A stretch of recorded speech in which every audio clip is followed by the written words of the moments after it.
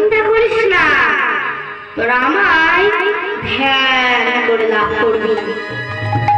আর শুরু হয়ে গেল ধ্যান। ধ্যান করতে করতে করতে যখন সত্য যুক্তি শেষ হয়ে গেল, তারপর কি যুগ এলো গো মা? কলিযুগ। কি বললে তুমি? সত্য যুগের পর কলিযুগ? তুমি কিচ্ছু জানো না, আমার মায়েরা সব জানে। মায়েরা বলুন তো, সত্য যুগের পর কি যুগ? ত্রেতা যুগ। মাগো, ভগবান এই ত্রেতা যুগকে সৃষ্টি করে সত্য যুগের মানুষের 1,00,000 বছর থেকে 1টি শূন্য কমিয়ে দিলেন। তাহলে কত হলো মামা? 10,000 বছর।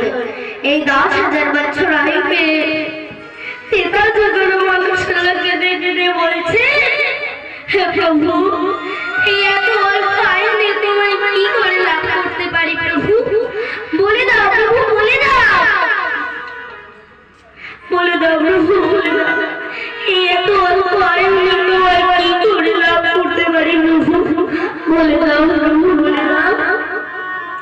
ওরে ত্রেতা যুগের মানুষ, তোরা কোনো চিন্তা করিস না, তোরা আমায় যাগ করে লাভ করবি।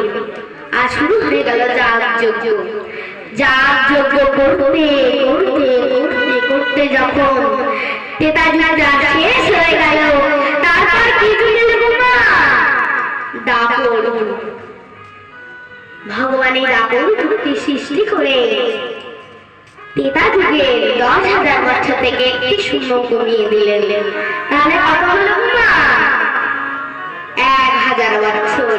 আর এই 1,000 বছর আয়ুতে দাপর যুগের মানুষেরা কেঁদে কেঁদে বলছে, হে প্রভু, এই এত অল্প আয়ুতে তোমায় কি করে লাভ করতে পারি প্রভু? বলে দাও প্রভু, তুমি বলে দাও, এই এত অল্প আয়ুতে তোমায় কি করে লাভ করতে পারি? ওরে দাপর যুগের মানুষ, তোরা কোনো চিন্তা করিস না, তোরা আমায় পূজা অর্চনা করে লাভ করবি। আর শুরু হয়ে গেল পূজা অর্চনা। পূজা অর্চনা করতে করতে করতে যখন দাপর যুগটা শেষ হয়ে গেল, তারপর কি যুগ এলো গো মা? এই বর্তমান কলিযুগ। ভগবান এই কলিযুগকে সৃষ্টি করে কি করলেন? দাপর যুগের 1,000 বছর আয়ু থেকে 1 শূন্য কমিয়ে দিলেন। তাহলে কত হলো গো মা? 100 বছর।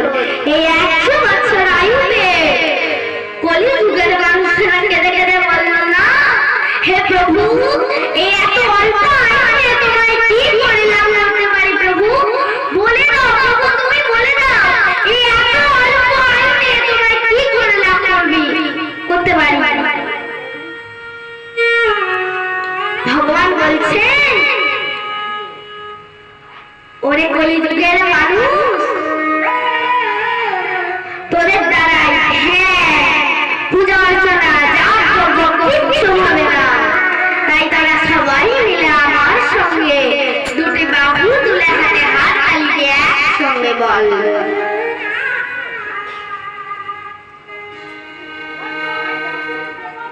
হরে কৃষ্ণ হরে কৃষ্ণ, কৃষ্ণ কৃষ্ণ হরে হরে, হরে রাম